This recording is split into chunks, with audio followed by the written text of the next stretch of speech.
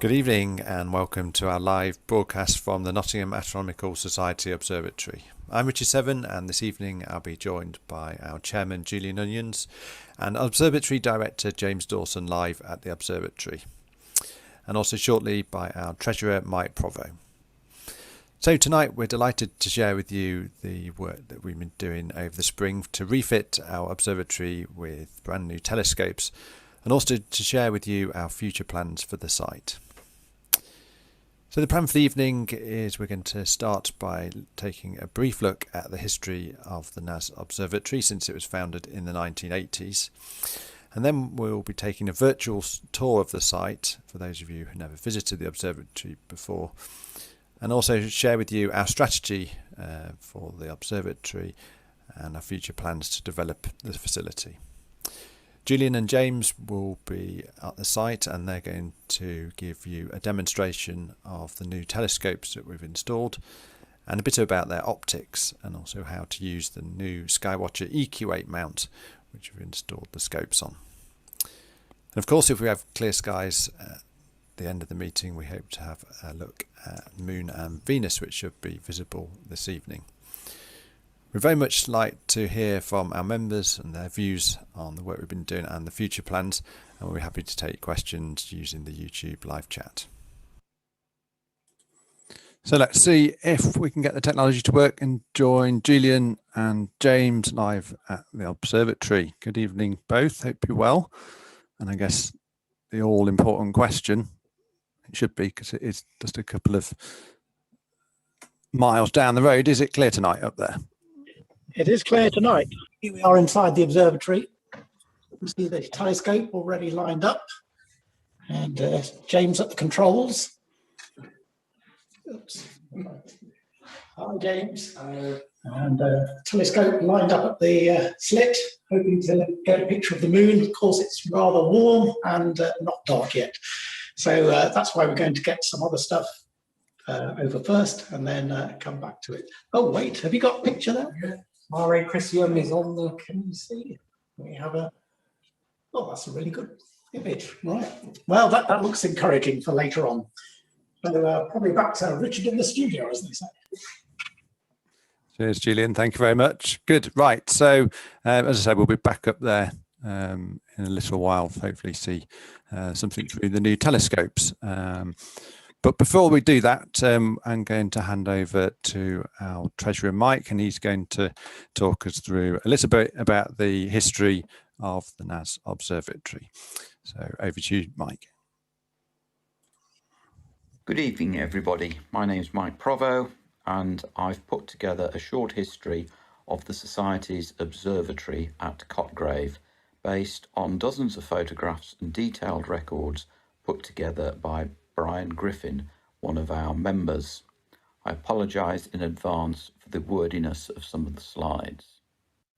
The story begins in the mid-1970s when the committee agreed to consider building an observatory following requests from some members.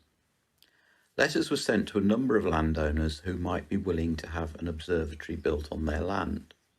Replies were received from Hoveringham Gravels, who had a site at Home Pierpoint at the time, and Severn Trent Water Authority, who had two reservoirs at Oxton and Cotgrave. A meeting was arranged with the Severn Trent Water representative at the Cotgrave Reservoir site, which, as we all know, is on the top of a hill with a very good 360-degree horizon and an excellent southern view. It also has a high metal perimeter fence, a padlock gate, and ample space within the fence to build an observatory. Severn Trent were very receptive to the idea of an observatory being built there by what they considered to be a learned society. The other sites at Home Pierpoint were either unsuitable or, in the case of Oxton, couldn't actually be found in the days before GPS and Google Maps, so the Cotgrave Reservoir site was chosen. A visit was arranged to Leicester University to see their observatory and obtain a copy of their plans, which were then modified to add a small annex to the main building. Using a previously accepted design was felt to improve the chances of success with the planning process. A society meeting was held for a nighttime appraisal of the Cotgrave site outside the perimeter fence. Plans were then sent off to Rushcliffe Borough Council for outline planning permission to build an observatory at the Cockgrave Reservoir site, which was granted with no major problems. In 1979, a meeting was arranged with Severn Trent Water to discuss the observatory plans and thrash out a contract. The Society asked for about 1/10 of an acre or 400 square metres in the southwest corner of the Cockgrave Reservoir compound. Severn Trent explained that the land couldn't be purchased, it had to be leased. The cost was agreed as a down payment of £100 and £1 a year peppercorn rent for 99 years. The lease conditions were then sent to Severn Trent's regional head office in Birmingham for formal ratification and approval. After a very long period of waiting, the Society received a draft copy of the lease from Severn Trent Water. Following several clarifications and minor changes, the final version was signed in December 1980. The Society then applied to Rushcliffe Borough Council for full planning permission. After 2 rejections, this was granted in March 1981. However, there was a problem. The farmer who owned the land surrounding the reservoir took out a county court action to prevent the Society from gaining unconditional access to the reservoir. However, in an out-of-court settlement, it was agreed that the Society would plant Leylandii trees on its west and south boundary and limit their height to approximately 6 feet or 2 metres. So that is why we have a hedge round the outside boundary of our observatory. The black and white photograph at the top left of this slide shows the formal signing by the Society's trustees of the lease between ourselves and Severn Trent Water Authority for the building of an observatory at Cockgrave Reservoir. The signing took place at the Society's monthly meeting held at the White Eagle Club on 4th of December 1980. The slide also shows the front sheet of the lease and the map of the site. The colour photograph at the bottom right shows the first site meeting since the signing of the lease held in mid-1981. The group consists of, from left to right, Pat Fountain, Brian Griffin, Tony Carroll and Robin Gray. Note how tall the grass is compared to today. In 1981, the land was marked out, work was started on the foundations, the first bricks were laid and a pillar to support a large pair of binoculars was erected. In 1982, the components for 3 20-foot or 6-metre diameter silo domes were collected from near Winchester and a dome erected on the ground near the observatory. Over the next 2 years, the observatory and annex brickwork was built before in 1984 the dome was craned onto the main observatory. 2 years later, the final felt layer was applied to the annex roof. In 1987, an equatorial mounting for an 8.5-inch reflector was placed on a concrete pier that had been built adjacent to the binocular pillar. The observatory and annex doors were fitted to make the building secure, and the annex concrete floor was laid. A year later, the observatory concrete floor was laid and a hole was dug for the 24-inch telescope pier. 1 year later, the 24-inch telescope pier was completed, and 2 years later, shutter rails were fitted to the outside of the dome. Over the period from 1995 to 1999, a shutter was built and fitted, and then a slit was cut into the dome. In 2000, the dome wheels were fitted with ball bearings to reduce the friction when rotating the dome. In late 2003, early 2004, before the telescope was due to arrive, a shutter opening mechanism was designed and built by a friend of mine at Rolls-Royce, Nick Howarth. This was built at Apollo Engineering in Alfreton and put together over a weekend in 2004. The pictures on this and the following 2 slides are just a few of the vast collection of photographs taken by Brian Griffin during the construction of the observatory. The pictures along the top of this slide show the digging of the foundations and the laying of the first few courses of bricks. The picture at the bottom left, taken at the end of 1981, shows Robin Gray, Tony Carroll, Platt Fountain, Robert Clews and Brian Griffin, admiring the work that had been done up till then. The picture in the middle at the bottom shows the components for the domes being loaded onto the lorry for transportation to the site, while the pictures taken in 1982 in the middle right show progress of the observatory build as it continued. The picture at the bottom right shows the brickwork nearing its final height in 1983. 1984 saw the completion of the brickwork for the observatory and the annex, and the positioning of the dome onto the observatory using a crane hired from a local scrap dealer. The picture at bottom left of this slide shows the state of the observatory at the end of 1986. The dome is in place, but there is no shutter and the slit has yet to be cut. The picture in the middle of the bottom row shows Carl Brennan, Brian Griffin, Robin Gray and Robin Haynes standing next to the 8.5-inch reflector on its pier. You can see in the background the large binoculars on their pier.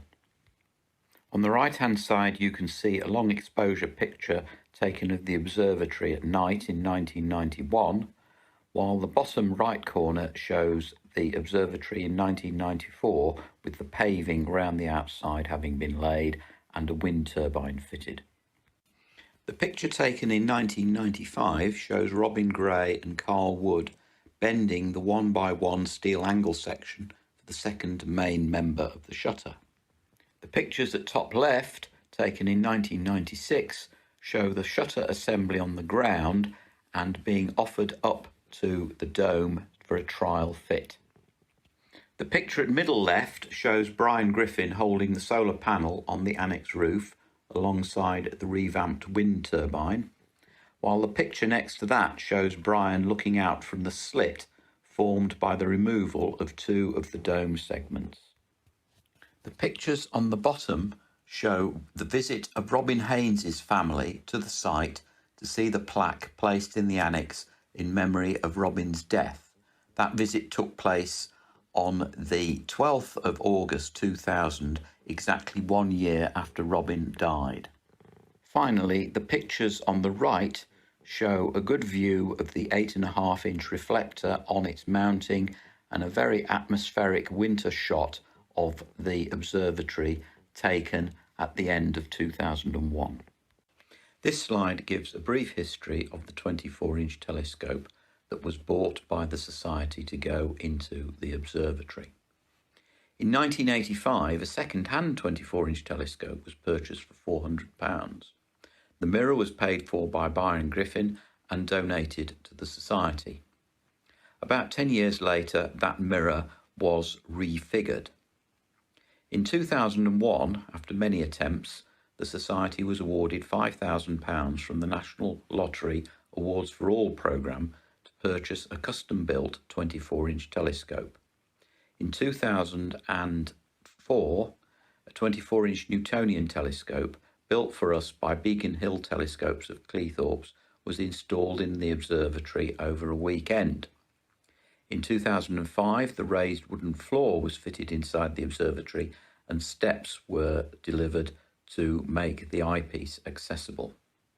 In 2006, the observatory was officially opened by Professor Mike Merrifield of Nottingham University. Last year, a members' newsletter was launched to solicit members' views on the future of the Cotgrave site. From that emerged the majority view that the 24-inch telescope should be replaced. A dome survey done later that year also recommended removal of the dome, which had deteriorated, in the next 2 to 5 years. This year, the new committee has authorised removal of the 24-inch telescope and its replacement by a 14-inch Celestron Schmidt-Cassegrain telescope kindly donated by James Dawson, plus other site work that's long been needed, such as a chemical toilet, a storage container, and a warm room. Over the next few years, we have to replace the dome, probably by a new sliding roof that's more suited to the 14-inch Celestron. This slide consists mostly of pictures taken at the opening of the Society's Observatory and Large Telescope by Nottingham University's Professor Michael Merrifield on the 13th of May 2006. Michael is shown standing fourth from left in the photograph at the top left. That photograph also shows the members of the committee at that time. The photograph taken in 2004 shows Greg Eisenhower admiring the new telescope soon after it was built.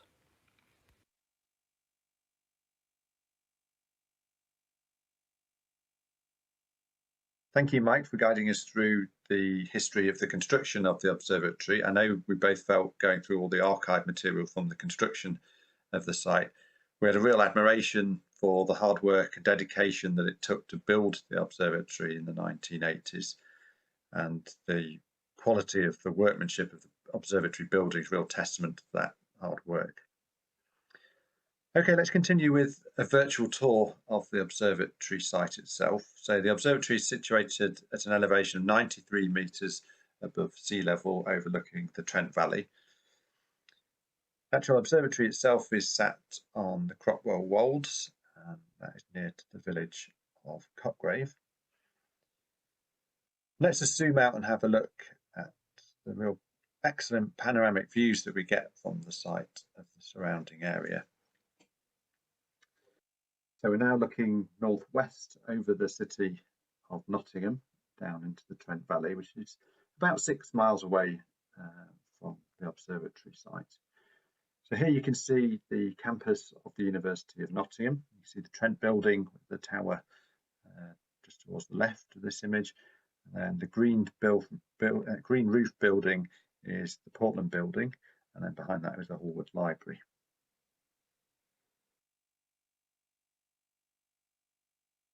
See there the QMC campus just adjacent to the University of Nottingham, and then behind that you see the hills of Bramcote and further into the distance Ilkeston.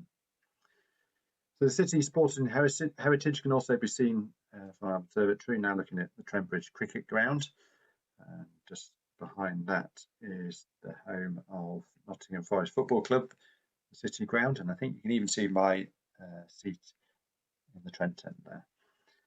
The other side of the river, you can just make out the pylons of Notts County's football ground. On a clear day on the horizon, it is possible, I'm told, to see the tower at Cryche, which is about 30 odd miles away from the observatory. It was a bit hazy taking these pictures to see that.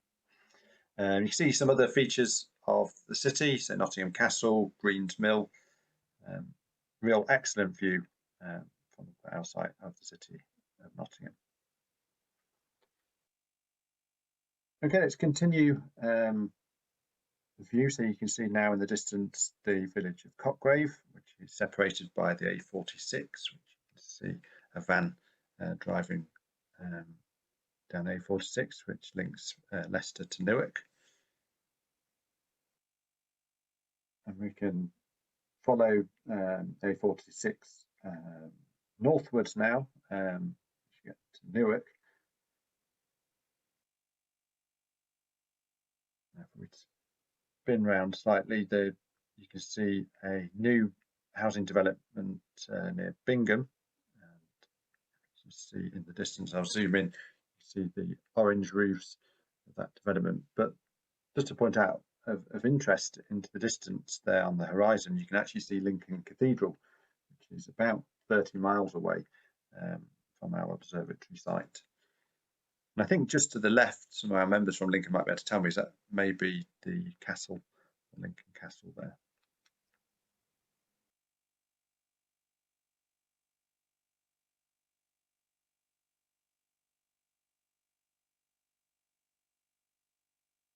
Let's continue on, turning now more northeasterly direction. You can see now just on the right hand side of the screen the entrance to the observatory site, the road just off Colston Road, which runs between Cotgrave and Cropwell. We're now looking out pretty much northeast now into the Vale of Belvoir.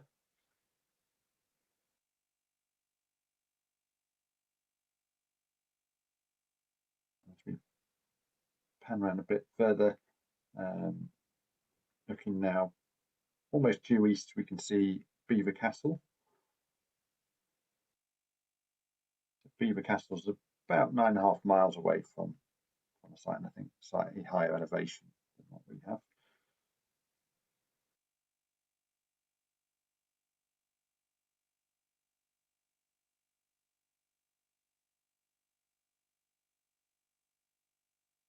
If you pan around further, we can see more of the Vale of Belvoir, and we just start to now encroach onto more of the wolds, which is quite a defining feature of the local area.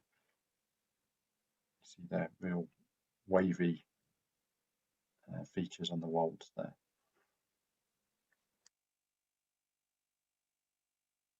So now we're looking southeast, we can sit looking towards Waltham on the Wolds, and we can see the TV transmitter at Waltham on the Wolds, which is actually quite handy if you're up there on cloudy nights, if you want to play around with focus as the red lights on top of the TV tower. Looking south, we can see the top of Mount Pleasant, which our observatory is located on, which blocks the view further south towards Melton Mowbray and Leicester.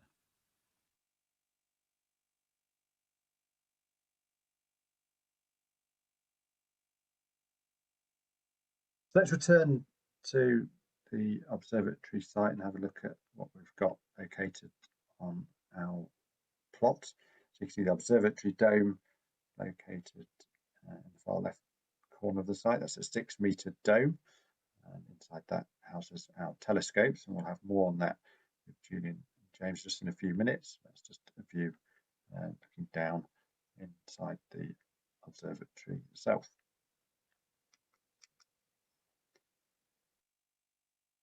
At the time of construction of the site, they built some telescope piers. The remains of those are still there today. So we have 3 piers at the site. So the central pier was built for an 8.5 Newtonian reflector telescope.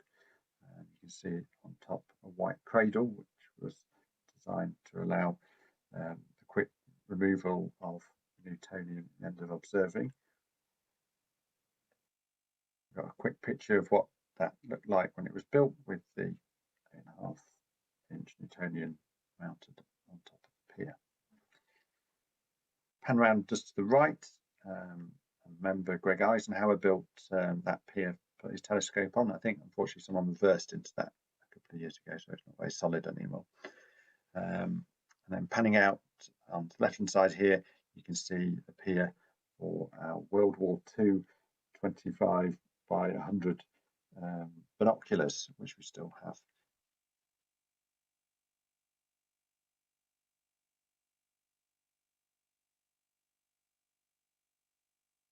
So that's an overall view of the observatory. It's really an excellent site, really dark skies, some of the darkest skies that we've got in the local area around here in Nottingham.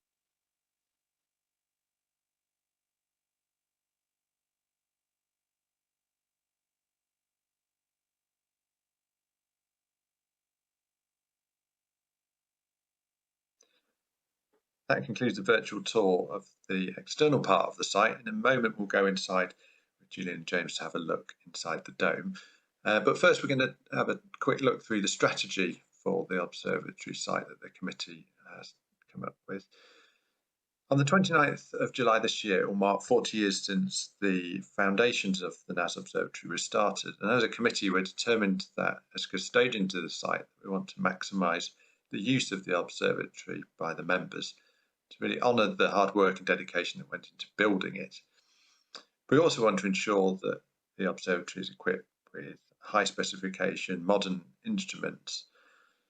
And we also want to try and work to remove some of the barriers that are hindering the regular use of the site. So last winter, we consulted the Society members through a series of newsletters on how best to develop the observatory, gathering the opinions and views from the membership. We also appealed for those interested in developing the site to get involved, and I'm really pleased to say that we've had several offers of help to get involved with the site, offering members expertise in various different aspects. So we've come up with a set of principles that we want for the site. So we want a permanently mounted telescope at the observatory, which is reliable and easy to operate and safe to use, and also easy to maintain. We'd like the observatory to be a multifunctional asset with more than one telescope available for use, with potential space for members to bring their own equipment, and also provide a facility to educate both the membership and also the wider community through outreach. So we've identified two major barriers to these principles, and those being the 24-inch telescope and also the aging dome. To check that both of these are what is hindering the regular use of the site, we've decided to adopt a two-phased approach. Phase one is an exploratory phase, and we have installed two new telescopes inside the observatory, a Celestron C14 SCT reflecting telescope, and piggybacked onto that an ED80 refractor. And these are mounted on an observatory class Skywatcher EQ8R mount.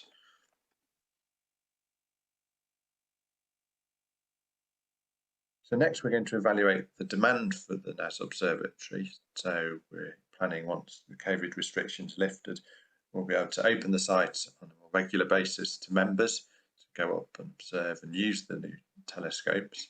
So hopefully kicking that off tonight with our launch of the new telescopes inside the observatory, and also planning for the barbecue in August, when members should be able to come up and actually have a look at the scopes. And if it's clear in the evening, hopefully do some observing.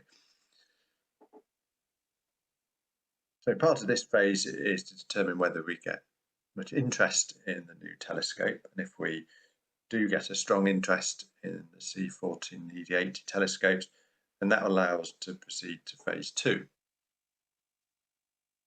But also, if the membership decide there's a preference for the 24-inch telescope, we have the option to restore the 24-inch back inside the observatory.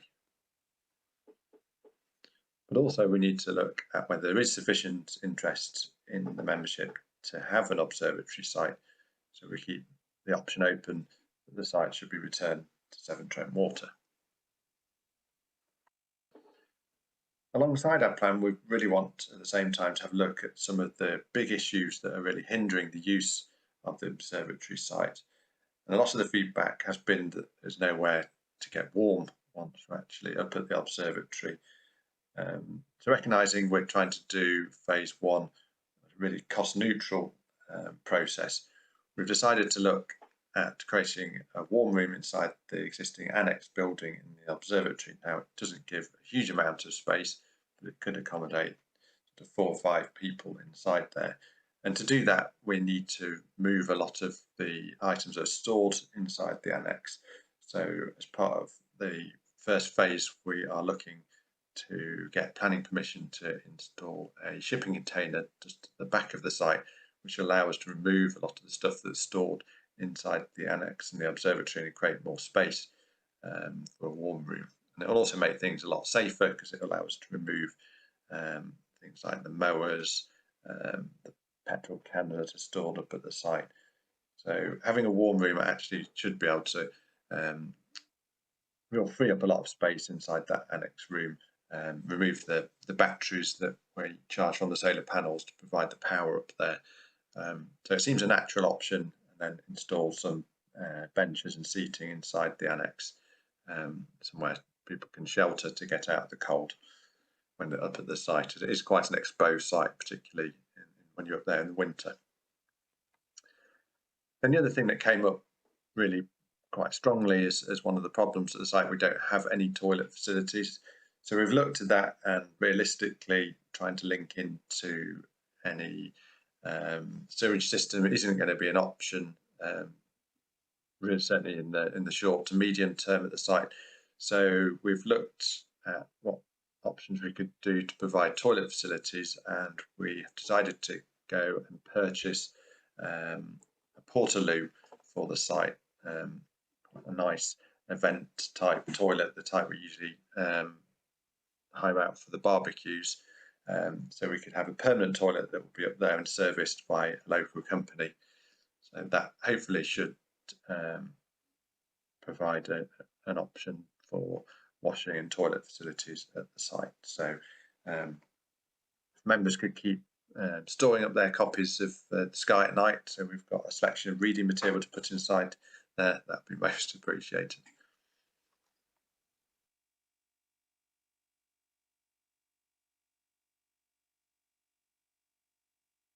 The timeline of the activities that's been going off over the last couple of months then at the observatory. So in 2020, we launched the NAS in Focus members newsletter, where we look to seek the views of our membership on what we should do at the observatory.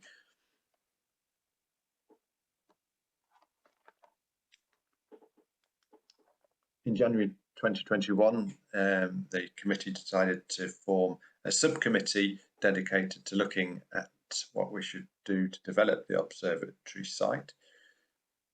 They had several meetings, and then in February we started to explore the various options that we could do to improve the existing site.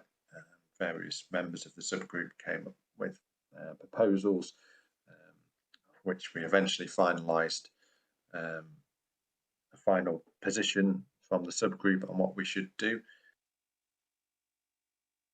and that was put to the main committee on the 9th of March, and the committee voted to install a new telescope into the observatory. So once the lockdown restrictions eased sufficiently for us to start work at the site on May the 18th, work started to remove the 24-inch telescope, which took about 2 days to dismantle the near 1 ton of steelworks inside the observatory. Then in June, we really started on remediation works to make some improvements inside the building, which we'll look at shortly, whilst there was no telescope inside, which allowed us easier access to the dome and also to do some works inside the building without worrying too much about dust. Then on the 19th of June, we actually installed the new telescope into the observatory building. And the plan is on the 7th of August to hold the annual barbecue up at the observatory site, when we'll invite members to come and have a look at the new setup inside the observatory. So some of the health and safety improvements that we've been doing during the course of the spring. So there's the committee, or previous committee, commissioned an expert engineering opinion on the condition and lifespan, or remaining lifespan, of the dome, and that report basically is given a couple of years remaining life on the dome before we need to start thinking about replacing it. So that's sort of formed the basis of our strategy to make a two-phase approach. First of all, looking at the options of whether the site can be used sufficiently to justify moving into a further phase to replace the actual dome itself. From the asset condition survey of the dome, we decided that we'd need to undertake regular, scheduled, detailed inspections on the dome, just to check the condition of the actual dome itself wasn't deteriorating further, and looking specifically at aspects highlighted in the report from the engineering assessment. So that's happening now on a quarterly basis throughout the year, where we're recording any changes in the condition of the dome itself. So this is just a quick diagram from the report that we do on a quarterly basis, and that highlights any issues with the dome, and also where we've recommended doing some repairs to the external fabric of the dome skin itself. So we highlighted one area of concern inside the dome. That was where the rollers, which turn the dome, a bit of a trapping hazard to people once you're in a darkened observatory. People are leaning against the dome, so we've installed some guards to the rollers, so it's no longer possible to get your fingers caught between the rollers and the external part of the dome structure. We've strengthened the observing deck floor with additional joints. There was a couple of locations that were quite bouncy, where the floor wasn't supported with sufficient number of joints. So there's a couple of locations where we've replaced the joists or added additional joists under the staging flooring. We've installed a safety gate at the top of the steps inside the dome. Again, this was a concern that when you're observing at night and queuing for the telescope, you can actually lose your orientation and could easily fall down the steps in the dark. So we've added a one-way gate that will prevent anyone falling down the steps.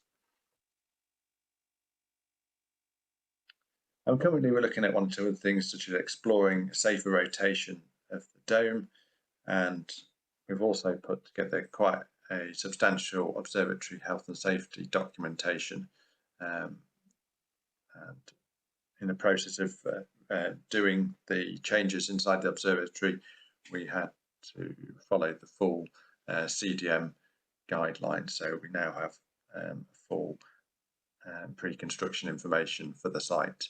And those are just an example of those documents that we've produced for the observatory. It should be a big benefit in the future phases of works on the site.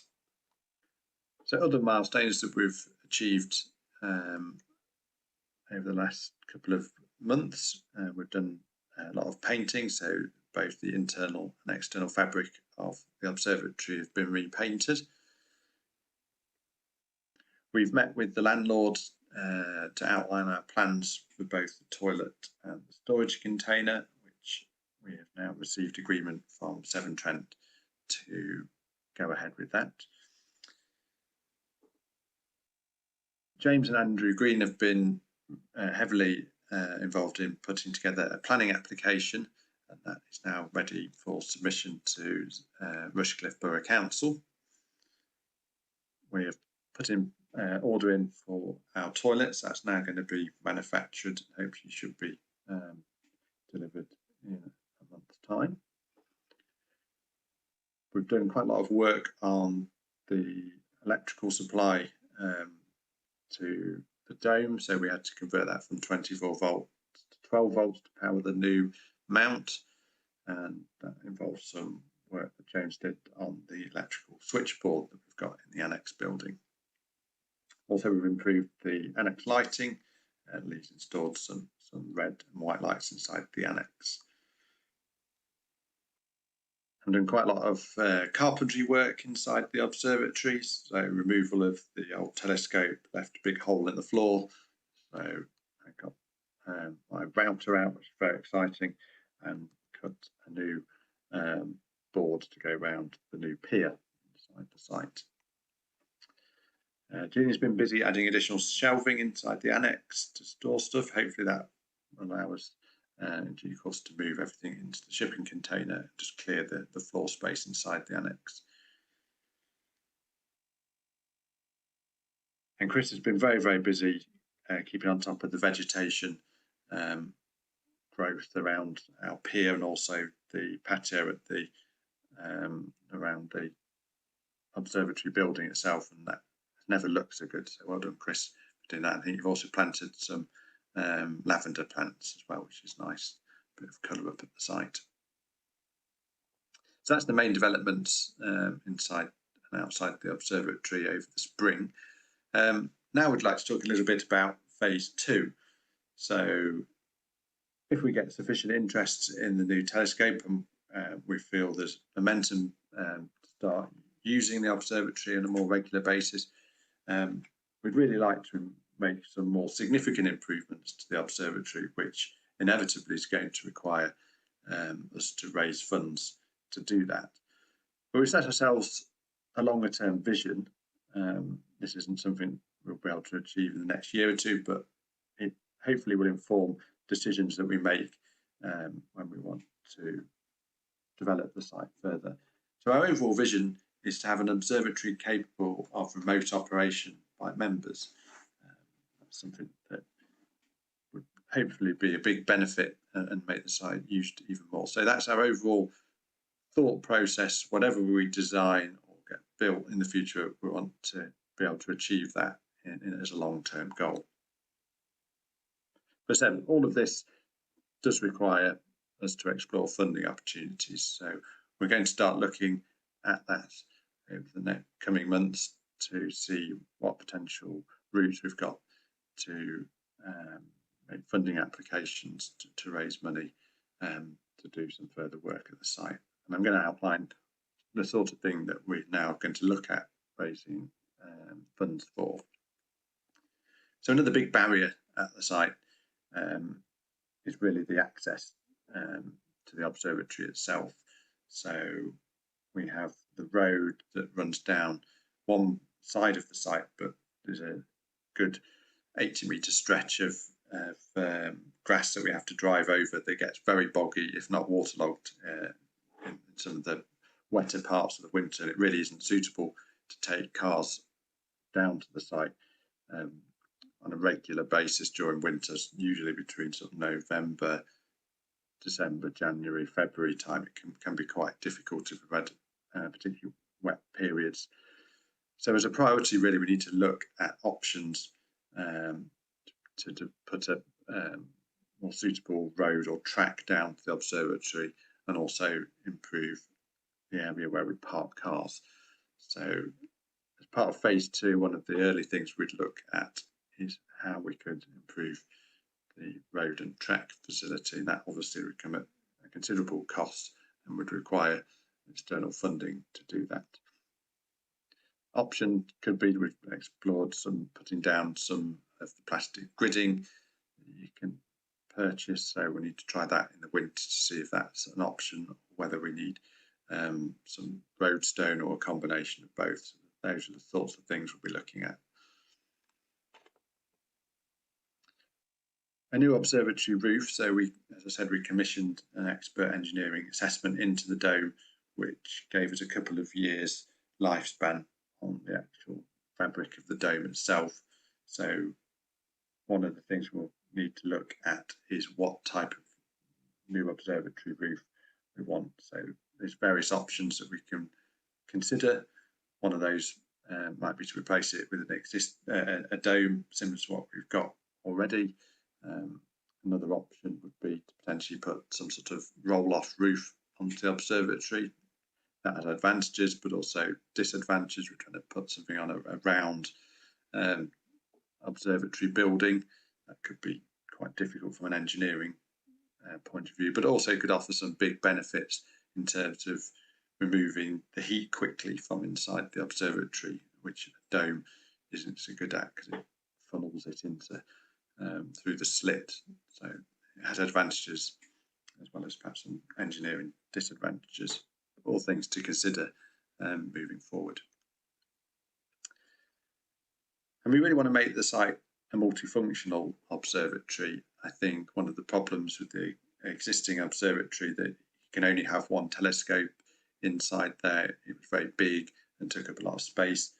The new telescope, as you'll see shortly, is much smaller, and we really have a vast space inside. One of the things that's taken us all aback, I think, is how much space there is inside the observatory. So we want to create a multifunctional asset of the actual observatory itself, and that's one of the potential drivers for a roll-off roof. It would allow us to put additional members scopes inside the observatory. So if you wanted to set up for a weekend, if it looked clear, you could leave your scope up at the observatory, and there would definitely be space to put 1 or 2 scopes inside the observatory building. So we looked at some of the configurations inside that we can have. So we would like to hold potentially some of the plum tree meetings up there. If it was clear, we can get a projector screen easily inside, and probably space for getting 25 seats or more inside the observatory now, we've got a much smaller scope inside the building. So that's just an example of the sort of thing we'd like to do. And looking from above inside the dome, you can see what large amount of space that we do actually have inside there now, to either put scopes or to have meetings. And that would also aid the outreach that we'd like to do inside there. We can put things on the screen to show visitors. We've had scout groups there before, the BGS visitors. So having a projector facility inside the observatory would be very handy. And we'll also potentially look at the opportunity to project live images from the scope onto that screen inside the observatory too. Another thing we'd like to look at is having some outdoor area for members to have their own scopes. Some of the most successful evenings we've held up there have been when members have brought their own scopes up to the site. It's worked really quite well. One of the disadvantages at the moment, we're setting it up on sometimes very wet, boggy ground. So having an observation deck where we could mount the scopes, perhaps on something that's got a concrete pad, or even the ability to provide some 12-volt power outlets out to where members would set up scopes. I think that would be something that would be a real benefit to the site. So it's another area we'd like to explore potential options to develop the outdoor observing experience.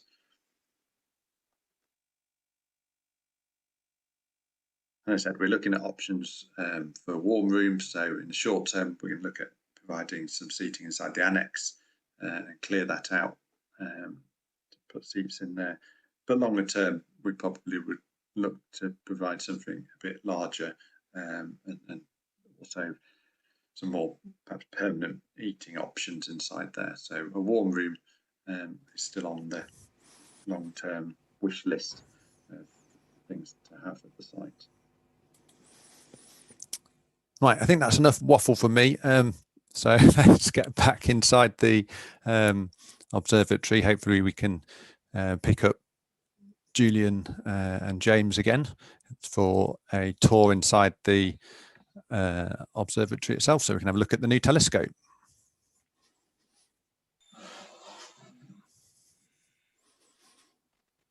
Hello, yes, here we are. You can see me there. Good.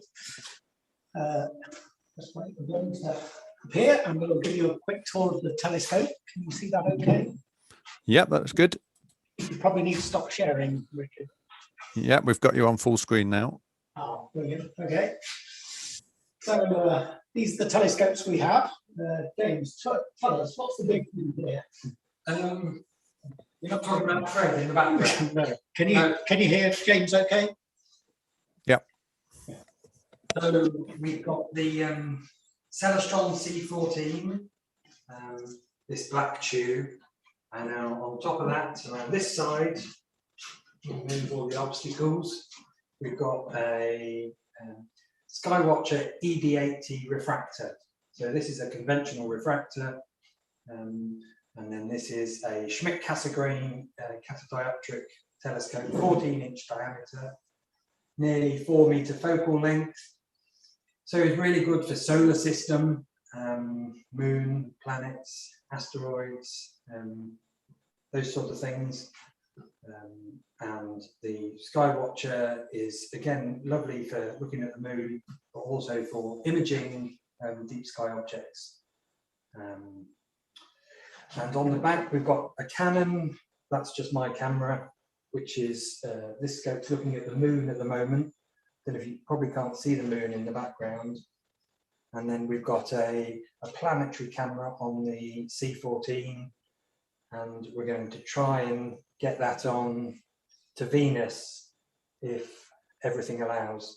And it's also got a filter wheel at the moment and a Crayford focuser. What's this big thing that it's sitting on? Pan down slightly. So this bit is the Skywatcher EQ8 mount. It can take 50 kilograms of weight, and we're well under that with all of this. And these are the counterweights to balance the scope. And then we've got this steel pier, which is bolted to the concrete plinth beneath the floor. There's one. And you can see Richard's carpentry skills, maybe. Yes. There are lovely holes in the floor. Isolate it from the dome, so walking around shouldn't shake it too badly, unless you're very, very heavy. What else can we see? Yeah, James is going to try and get a view up. I'll just show you around. So, that wasn't supposed to happen. That's the slit. That's Fred. That's James at the workstation. We have the screen up there, which we don't have a projector yet. We do have a bit of issue. We don't have 240 volts up here, so everything has to work off 12 volts. And let's see, here's some of these boxes that Richard was talking about to hold the gear wheels in. And we've repainted the dome, not the dome, but the concrete. And you can perhaps see the lighting that's not switched on at the moment. Now, can we get over to James with some live views of the moon? Yeah, somehow I need to be able to share screen. All right, you need to bring up Zoom for that.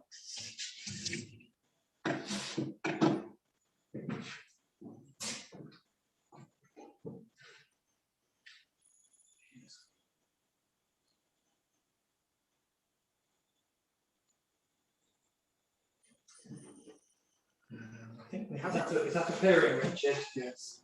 Yeah. Yep. Tell me what the optimal brightness is for the moon on your, what's that like? Yeah, that's reasonable. It's still quite bright, isn't it, outside? So yeah, a bit darker perhaps.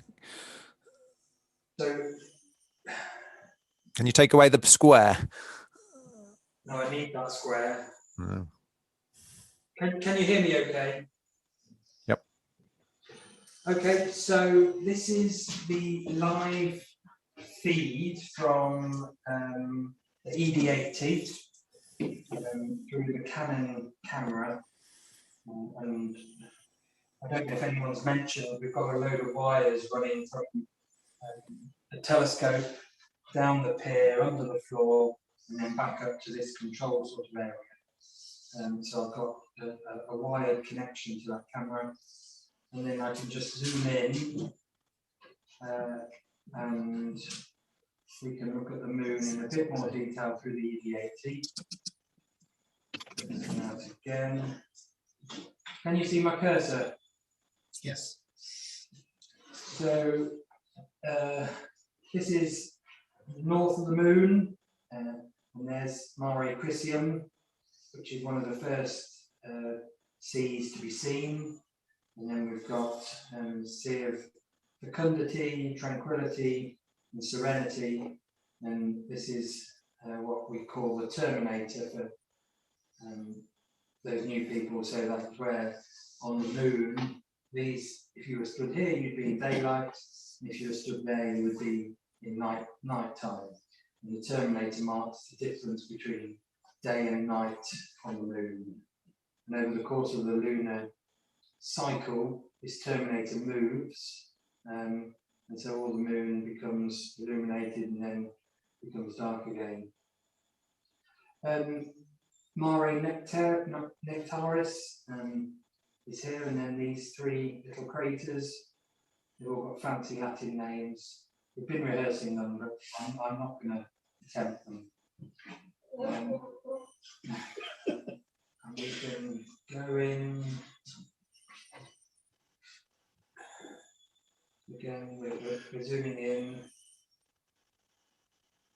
Oh, it's asking me a question. I'll ignore that. Let's make it a bit less noisy. Again, here we've got Mare Crisium, and then this bright spot here is Proclus, a little crater, and at the edge is just catching the sunlight, and it's really sort of over there. So, yeah, so you can just come and enjoy the views. That'd be great. Anything I've left out there, Richard? Or No, well, let's hope we also get clear skies in the Clear skies would be later great. on in the afternoon, evening. We can have some, hopefully do some observing. So yeah, if members want to bring their own scopes, then this is the opportunity. If you've had any issues during lockdown that you've not been able to get anyone to help you, then we'll have all our members up there, hopefully with lots of years of experience and lots of advice. So do bring your own scopes as well. Perhaps if it's sunny, we get solar scopes out as well. Yeah, just what? I think they're still aligning. So this is the storage and entrance room that we've tidied, and now it's gone untidy. This is the electrical panel that is supplying all the power from, just go back out, there's some solar panels over there that are supplying the power for that. Probably not very much at the moment. And some batteries down here that store it up. So let's see how are we doing, James? Oh, he's we can take a few questions if people want to put any questions into the live chat whilst James. Oh, look there. Can you see the sunset? Yeah. I don't know whether sunset over Nottingham out of the dome. It's looking really good. And the moon up there. So do we have any questions?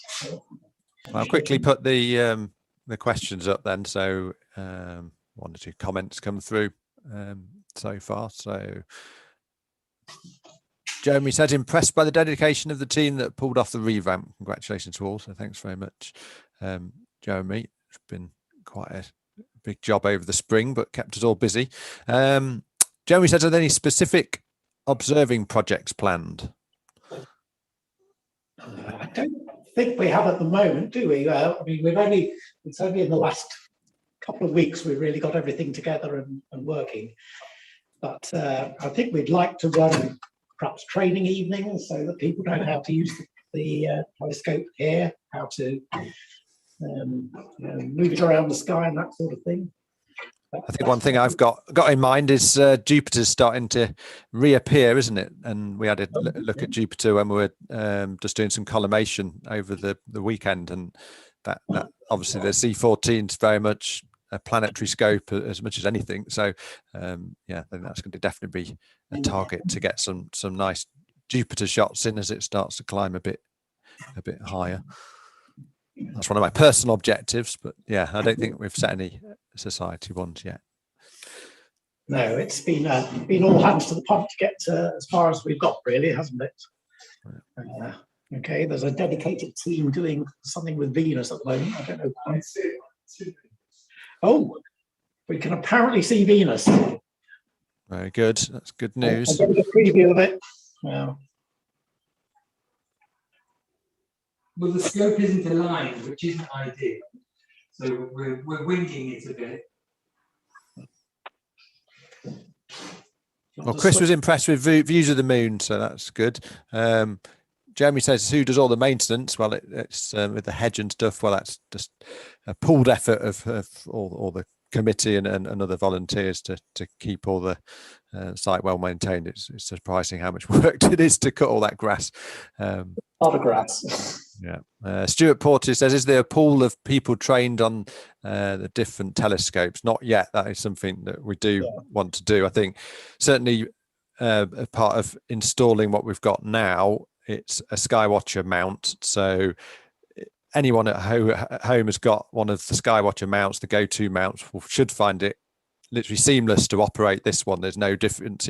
It's the highest grade of the Skywatcher mount series, but the EQ8, but it is actually just the same to operate with the same handset as what you might have at home. If you've used any of the Celestron go-tos, the transition is pretty much seamless. I used to have a Celestron go-to originally before I got my Skywatcher mount, and you literally can just do it without any real training. So that was part of the drive to put in it's an observatory grade mount, but it's also a mount that all members should be able to use. And then, yeah, in terms of using the C14, that is actually quite different, I find, to using the C11, just because of that greater power of the scope. It does make it a bit more tricky to use, but it's all a learning curve. And yeah, they've got several people up there already who know how to use that scope. So hopefully that shouldn't be a big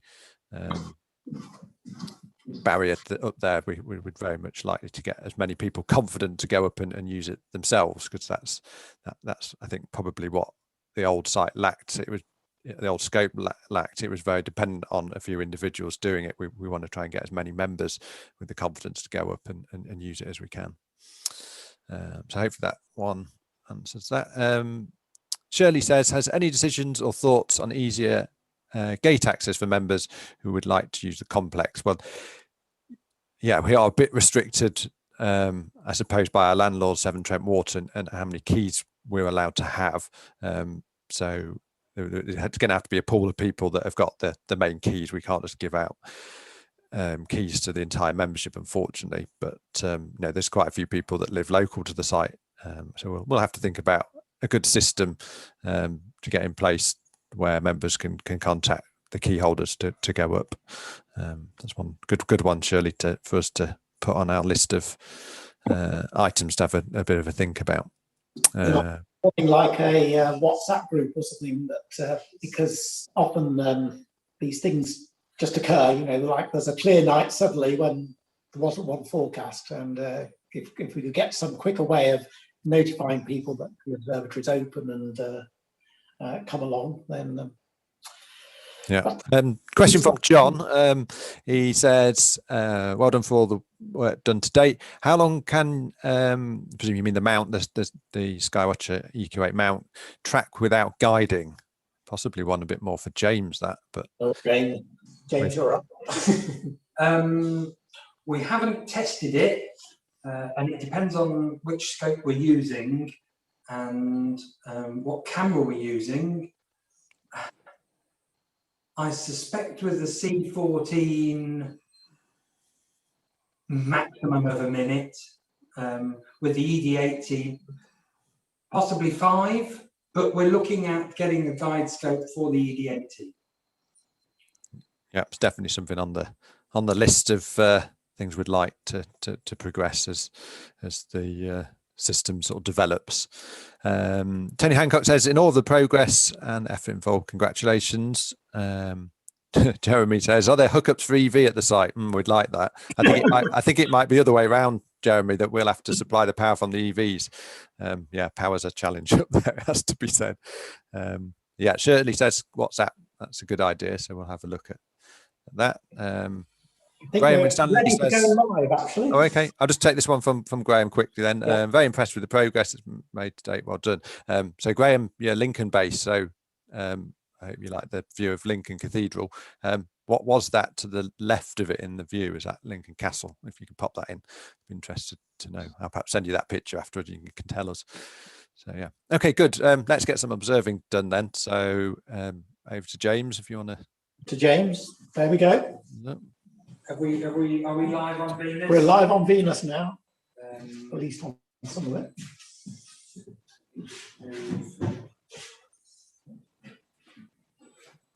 So, Venus is pretty low in the sky. Yeah, it's only just above the horizon. So if you show the angle of the telescope, oh right, you'll have to stop sharing to do that. Well, I can put my camera on. Can you see the telescope? No, you're still sharing. You have to stop sharing. And well, it's very low. We'll do it after we've talked about Venus. So whilst you were outside, Julian, Fred and I moved the scope and Fred moved the dome, and we found Venus, and we've got a red filter on to help smooth the seeing, because it's very wobbly without a filter, and it's quite wobbly now. And so this is a ZWO ASI 224 color camera, and you can see here, just below me, we're using 400 by 400 area, and that's this bit of screen here. And you can see Venus shimmering away in the atmosphere, and again over all the heat of the fields and things. And if you're you've got a keen eye, you can see it's not fully spherical. It looks nice and spherical over this side, but here it seems to be a bit flatter, and that's because Venus shows phases. And I think we've got stellarium. Hopefully a stellarium will work. Yeah. Is stellarium broadcasting as well, or have I got to share something different? Right, let me do a new share.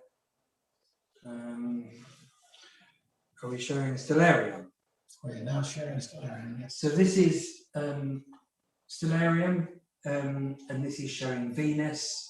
And you can see again here we've got that nice curved, sharp angle of the limb, and a flattened part here where it's in phase.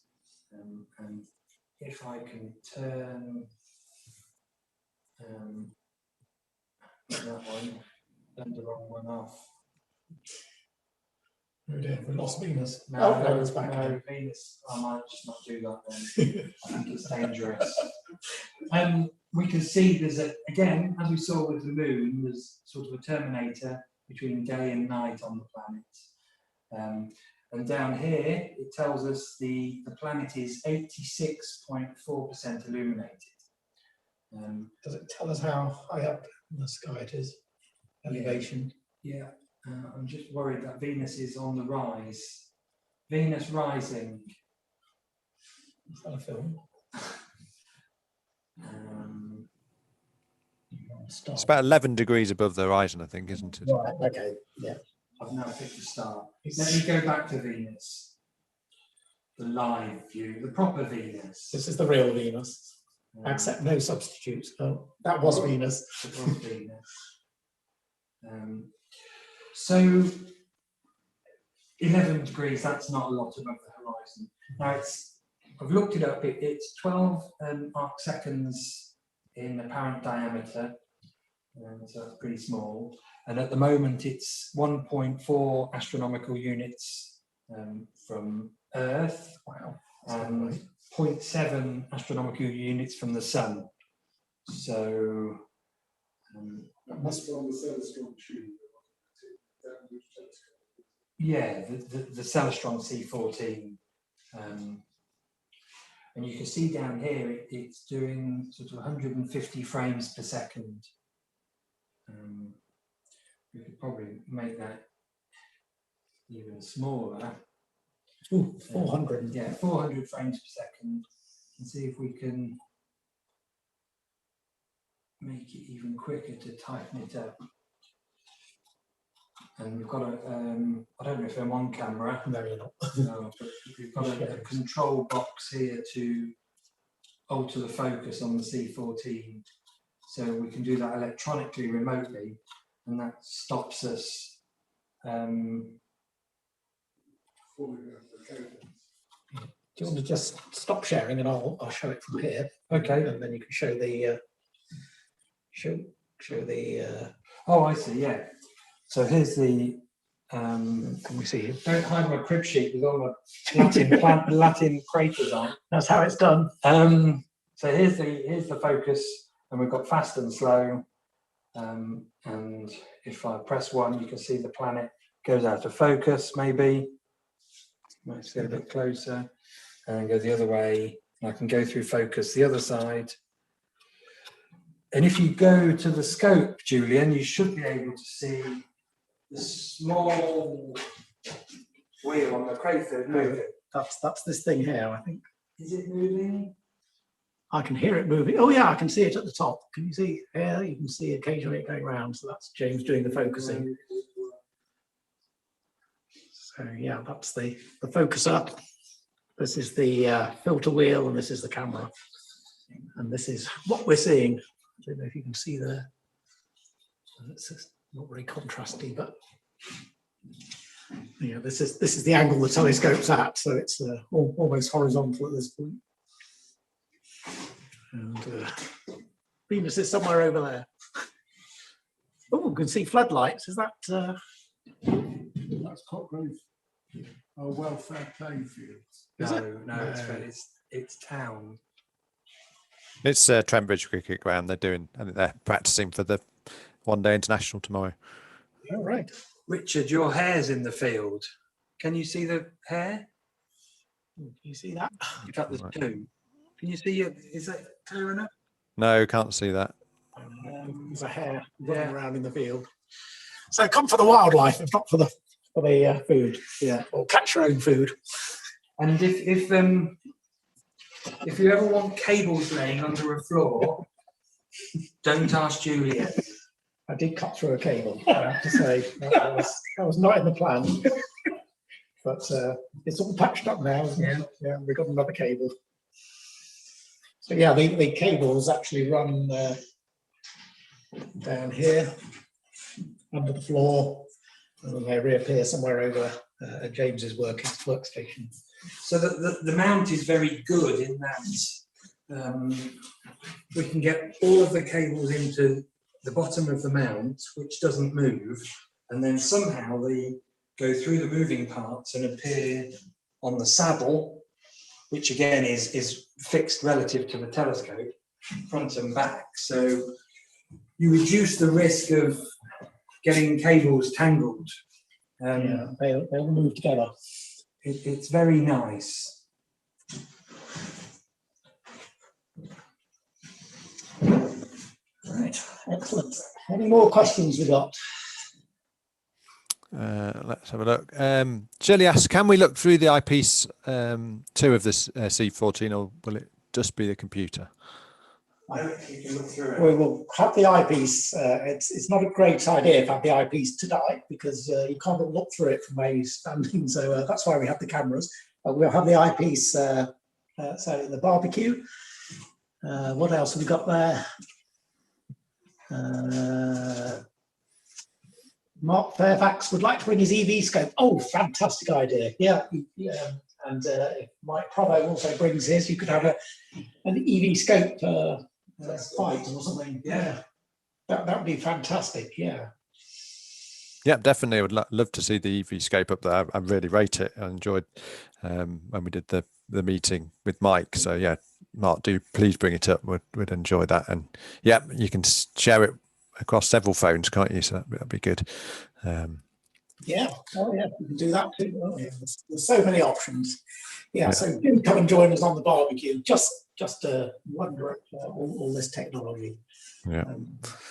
John John says, surely Venus is setting. Yeah, I think delirium is setting in up there. It's very quickly. Yes, I think we only just caught it. Yeah, I don't know. Yeah, Rob Bush says it looks fantastic. New scope. Well done on maintaining the dome. Have the leaks been fixed? No, we haven't fixed all the leaks yet.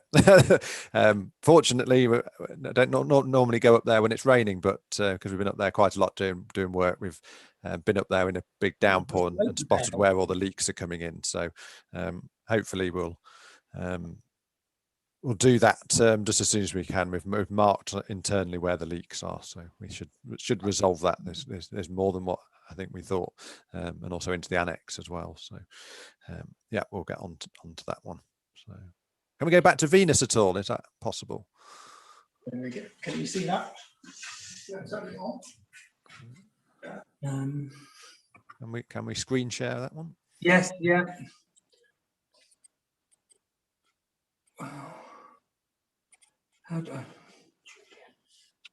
We were looking at the hairs. There we go. We're nearly there. Right. Do we have Venus? Yeah, it's getting very low. I can tell that just by the image.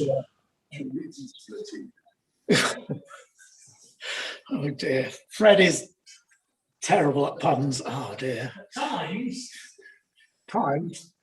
All the time, actually, yes. He's splitting hairs at the moment because we've just seen 3 hairs in the next door field. John says, can you spot Mars before it sets? Because it's quite close to Venus, isn't it? But I'd imagine it's starting to get a bit darker now. Might be tricky. Without your go-to alignment, I think you might be pushing it to find it with a camera. We won't be able to do it. No, we did try it last night when we were just checking things worked, and it was bit difficult to pick up. Shirley says, well done for your hard work. You must have been very busy. Can't wait to see it in real life. So yeah, we'll definitely get. We can't wait to see all of you. It's been a long time. Yes. Great to see everybody, and just have a party. Let's just go. Yeah, there's a possibility there might even be wine up here. Who knows? Great. Anything more that anyone wants to go through before we close? It's starting to cool down now. Might have to put a jumper on. The warm room will be great one day.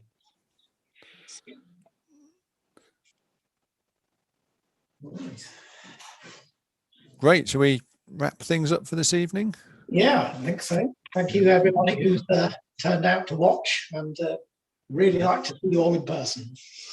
Yeah, and I guess I'd just sort of like to say one or two thanks for various contributions for this evening. So thanks to Mike for putting the history of the NAS Observatory together. That's really good. I enjoyed that one, and a particular thanks to Brian Griffin for his diligence in documenting all the years worth of work. There was, getting on for 20 years worth of work to put the observatory together, and all the documents that Brian spent a lot of time putting together to record that, take all the photos, many of which we've seen tonight. That's really been a really useful thing for the society to have those archive records. So thanks very much for Brian for doing that, and credit for him for virtually all of the images that we've used tonight.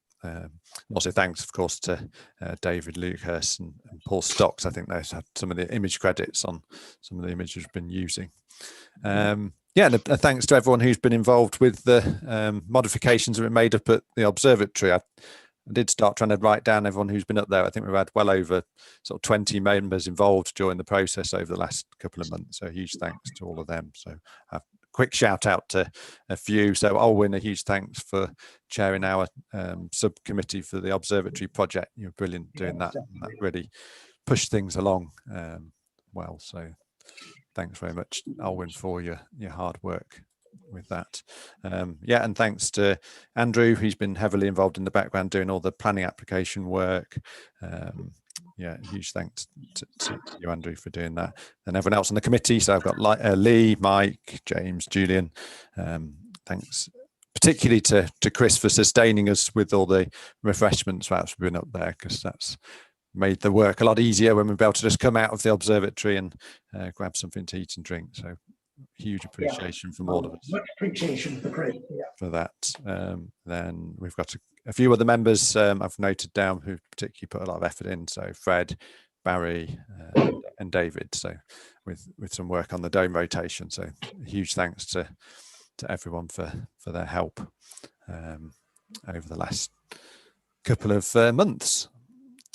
So let's have a quick look at our next meeting plans before we finish tonight. So 7th of August is a barbecue, as Julian said, Saturday, that is at 5 p.m. onwards. So do come there. Bring your scopes, bring your EV scopes. That'll be fascinating to have a look through those. I'm sure everyone will enjoy that. And of course, have a look through, hopefully if we get clear skies, through the C14 as well.